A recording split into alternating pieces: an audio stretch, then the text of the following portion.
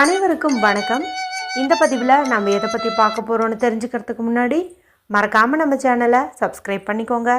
கூடவே பெல் பட்டனையும் கிளிக் பண்ணிவிட்டு ஆளுங்கிற ஆப்ஷன் கொடுத்துட்டிங்கன்னா நான் போடுற வீடியோக்கள் எல்லாமே மிஸ் ஆகாமல் நோட்டிஃபிகேஷனில் வந்துடும். இந்த பதிவு ரொம்ப ரொம்ப முக்கியமான பதிவு, அனைவரும் தெரிந்து கொள்ள வேண்டிய ஒரு பதிவு அப்படின்னே சொல்லாங்க. எதை பற்றிய பதிவு அப்படின்னு பார்த்திங்கன்னா, நாளைக்கு ஒரு அற்புதமான நாளாகவே அமைஞ்சிருக்குது அப்படின்னு சொல்லலாம். நாளைய நாளை யார் ஒருத்தங்க கெட்டியாக பிடிச்சிக்கிட்டாலும் அவங்க வாழ்க்கையே மாறும். பல்வேறு விதமான கஷ்டங்களுக்கு தீர்வு கிடைக்கும் வகையில் ஒரு அற்புதம் நடக்கும் அப்படின்னே சொல்லலாம். நாளைய நாளில் அப்படி என்ன சிறப்பு இருக்குது அப்படின்னு பார்த்திங்கன்னா, நாளைக்கு ஜூன் மாதத்தின் 29ஆம் தேதி, ஆனி மாதத்தின் 15ஆம் தேதி நிறைஞ்ச ஞாயிற்றுக்கிழமை. இந்த ஞாயிற்றுக்கிழமை அப்படிங்கிறது சூரிய பகவான் வழிபாட்டுக்கு ஏற்ற ஒரு நாளாக கருதப்படுது. இந்த நாளை மேலும் விசேஷம் சேர்க்கும் விதமாக ஆஷாட நவராத்திரியில் வரக்கூடிய பஞ்சமி திதியானது நாளைக்கு நமக்கு தொடங்குதுங்க. ஆஷாட நவராத்திரியின் 9 நாட்களுமே ரொம்ப ரொம்ப விசேஷம் பொருந்தியதுன்னே சொல்லலாம். அப்படி 9 நாட்கள் வழிபாடு செய்ய முடியாதவங்க கூட குறிப்பிட்ட 2 நாட்கள் வழிபாடு செஞ்சாவே 9 நாட்கள் வழிபாடு செஞ்சதற்குண்டான பலன் கிடைக்கும்னு சொல்லலாம். அதன்படி பார்க்கும்போது அந்த சிறப்புக்குரிய முதல் நாள் நாளைக்கு வருதுங்க. அதாவது பஞ்சமி திதி வருது. ஆஷாட பஞ்சமி அப்படின்னு இதை சொல்லுவோம். வாராகி அம்மன் வழிபாட்டுக்கு உரிய ஒரு நாள் அப்படின்னு இந்த நாளை சொல்லலாம். முதல்ல இந்த பஞ்சமி திதியானது எப்போ தொடங்குது, எப்போ முடியுது அப்படிங்கிறத பார்த்தலாம். நாளைக்கு இந்த பஞ்சமி திதியானது மதியம் 12:59 அப்படிங்கும்போது தொடங்குதுங்க. இது எப்போ முடியுது அப்படின்னு பார்த்தீங்கன்னா, ஜூன் மாதம் 30ஆம் தேதி, ஆனி மாதத்தின் 16ஆம் தேதி திங்கட்கிழமை அன்னைக்கு மதியம் 1:08 அப்படிங்கும்போது முடியுது. அப்போ நம்ம எந்த நாளில் வழிபாடு செய்யணும் அப்படின்னு பார்த்தீங்கன்னா, நாளைக்கு மாலை நேர வழிபாடு அப்படிங்கிறது உகந்தது. ஏன்னா வாராகி அம்மன் அப்படிங்கிறவங்க மாலை நேர தேவதைன்னு சொல்லலாம். அதனால் மாலை 6 மணியிலிருந்து இரவு 9 மணி 10 மணி வரைக்கும் கூட நீங்கள் வழிபாடு செய்யலாம். நீங்கள் கலசம் வச்சு வழிபாடு செய்கிறதா இல்லை சாதாரணமாக வழிபாடு செய்கிறதா அப்படிங்கிறத முடிவு பண்ணிவிட்டு அதுக்கு ரிலேட்டடான வீடியோஸ்லாம் நம்மளுடைய சேனலில் இருக்குது, ப்ளேலிஸ்ட்டும் இருக்குது. அதில் நீங்கள் ஏதாவது ஒன்று பார்க்கணுன்னு விரும்புனீங்கன்னா பார்த்து பலனடையுங்க. சரி, இப்போ நாளைய நாளில் நாங்கள் வீட்டில் அசைவம் செய்கிற மாதிரி இருக்கும், நாங்கள் திங்கட்கிழமை நாளில் கும்பிடலாமா அப்படின்னு கேட்டிங்கன்னா, திங்கட்கிழமை நீங்கள் கும்பிட்ற மாதிரி இருந்துச்சுன்னா காலையில் பிரம்ம முகூர்த்த நேரம், அதாவது அதிகாலை 4 மணியிலிருந்து காலை ஒரு 8 மணி 9 மணிக்குள்ளே நீங்கள் கும்பிட்றது நல்லது. அதுக்கு மேலே நீங்கள் டைம் எடுத்துக்க வேண்டாம். என்னதான் 1 மணி வரைக்கும் நமக்கு பஞ்சமி தீதி இருக்குது அப்படின்னாலும் நான் சொன்ன நேரத்துக்குள்ளே கும்பிடும்போது உங்களுக்கு நல்ல ரிசல்ட் கிடைக்கும். அதுக்காக தான் சொல்கிறது. அடுத்து ஒரு சந்தேகம் கேட்பீங்க, இப்போ நாளைக்கு கும்பிட்ற மாதிரி இருந்தால் வீட்டில் மற்றவங்களுக்கு அசைவம் செஞ்சு கொடுத்துட்டு நான் மட்டும் சாப்பிடாமல் கும்பிடலாமா அப்படின்ட்டு. அந்த போல் ஒரு தவறு நீங்கள் பண்ணவே வேண்டாம். நீங்கள் அந்த மாதிரி கும்பிட்ற மாதிரி இருந்தால் பேசாமல் திங்கட்கிழமை நாள்லேயே வீடெல்லாம் தொடச்சி விட்டுட்டு காலையிலேயே கும்பிட்டுக்கோங்க. வீட்டில் அசைவம் மற்ற நாட்களில் பஞ்சமிங்கும் போது மற்றவங்களுக்கு நம்ம செஞ்சு கொடுத்துட்டு நம்ம கும்பிட்றதுங்கிறது வேறு. இது ஒரு கொலு வச்சு வழிபாடு செய்வதற்கு நிகரான பலன் தரக்கூடிய நாள். அதனால் இந்த ஆஷாட பஞ்சமி நாளில் யாருமே இது போல் ஒரு தவறு பண்ணாதீங்க. அசைவம் வீட்டில் செஞ்சுருந்தீங்கன்னா அந்த அன்னைக்கு நீங்கள் வீட்டில் அம்மனை அழைச்சி வழிபாடு செய்ய வேண்டாங்க.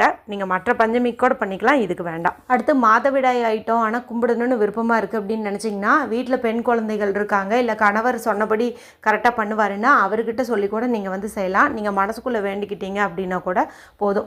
ஏற்கனவே இந்த நாளில் எப்படி வழிபாடு செய்யணுங்கிறது குறித்து வீடியோ இருக்குது. அதுலேயே நான் நிறைய தகவல்கள் சொல்லியிருக்கேன். அதில் சொல்லாதது பற்றி உங்களுக்கு ஏதாவது சந்தேகங்கள் இருந்தால் மட்டும் கமெண்ட்டில் கேளுங்க, கண்டிப்பாக ரிப்ளை கொடுக்குறேன். அது மட்டும் இல்லாமல் நாளைய நாளில் நீங்கள் ஒரு முக்கியமான நிவேதனம் சொல்லியிருந்தேன். அதை நீங்கள் வைக்கிறது மூலமாக கேட்டதுக்கு மேலேயே வரம் கிடைக்கும் அப்படின்னு சொல்லியிருப்பேன். அதையும் பார்த்து என்னென்னு தெரிஞ்சு வச்சுக்கோங்க. சரி, இப்போது இந்த பதிவுக்கான விளக்கத்துக்குள்ளே போகலாம். இந்த நாளில், அதாவது நீங்கள் ஞாயிற்றுக்கிழமை கும்பிட்டாலும் சரி, திங்கட்கிழமை காலையில் கும்பிட்டாலும் சரி, அம்மனுடைய படத்தை நீங்கள் தூய்மைப்படுத்திக்கோங்க. சிலை வச்சுருந்தீங்கன்னா 5 பொருட்களால் அபிஷேகம் செஞ்சுக்கோங்க. விளக்கு வச்சு வழிபாடு செய்கிறவங்க விளக்கை தூய்மை பண்ணி சந்தன குங்குமம் இட்டுக்கோங்க. பஞ்சமி திதியாக இருக்கிறதுனால குறைந்தது 5 தீபம் ஏற்றுவது சிறப்பு. சின்னதாக 5 அகல் விளக்கு ஏற்றுங்க. இல்லைன்னா பஞ்சமுக விளக்கு இருக்கு இல்லையா, 5 திரிப்போட்டு ஏற்ற மாதிரி, அந்த மாதிரி விளக்கு இருந்துச்சுன்னா அது 1 நீங்கள் ஏற்றுனீங்க அப்படின்னாவே போதும். இந்த தீபத்தையுமே நான் சொல்கின்ற தீபமாக நீங்கள் ஏற்றும்போது உங்களுக்கு வாழ்நாள் முழுக்க பண கஷ்டம் அப்படிங்கிறது வராது. நல்ல ஒரு கோடீஸ்வர் யோகம் உண்டாகும் அப்படின்னே சொல்லலாம். சரி, அது என்ன தீபம் எப்படி ஏற்றணும் அப்படிங்கிறத பார்த்தலாம். ஒரு தாம்பாளத்தட்டு வந்து எடுத்துக்கோங்க, சின்னதாக எடுத்துக்கிட்டிங்கனாலும் போதும். அதை சுத்தம் பண்ணிவிட்டு 5ங்கிற எண்ணிக்கையில் மஞ்சள் குங்குமம் வந்து இட்டுக்கோங்க. அடுத்தது இதில் வந்துட்டு கைப்பிடி அளவுக்கு மருதாணி இலைகள் வந்து போடுங்க. இந்த மருதாணி இலைகள்ங்கிறது மகாலட்சுமியின் அம்சம் பொருந்தியதுன்னே சொல்லலாம். மேலும் வாராகி அம்மனையே மகாலட்சுமியின் அம்சம் அப்படின்னு தான் சொல்லுவாங்க. அதனால் நீங்கள் இந்த இலைகளை வந்துட்டு போடுங்க. இது கூட 2 ஏலக்காய், 2 கிராம்பு, துளி அளவு பச்சை கற்பூரம், அப்புறம் சில்லறை காசுகள் எத்தனை காசு இருந்தாலும் சரி, ஒரு 4-5 போட்டிங்க அப்படின்னா கூட போதும். அதாவது சாதாரணமாக நம்ம மருதாணி தீபம் ஏற்றுவோம் இல்லையா, அதே போல் தான். அதுக்கான ஏற்பாடுகளெல்லாம் அப்படியே பண்ணிக்கோங்க. கூடவே ஒன்றே ஒன்று மட்டும் நீங்கள் வைக்கிற மாதிரி வரும். அது என்ன அப்படின்னு பார்த்தீங்கன்னா விரலி மஞ்சள். இந்த விரலி மஞ்சள் வந்து நீங்கள் 1 வச்சு ஏற்றுனீங்கனாலும் சரி, இல்லை 5 வச்சு ஏற்றுனீங்களாலும் சரி, அற்புதமான பலன் வந்து கிடைக்கும். இப்போ 5 விரலி மஞ்சள் வச்சுருந்தீங்க அப்படிங்கும்போது அந்த மருதாணி இலைகளுக்கு மேலேயே அந்த 5ஐயும் நீங்கள் கொஞ்சம் கொஞ்சமாக இடைவெளி விட்டு வட்ட வடிவில் வந்து வச்சுக்கலாம்.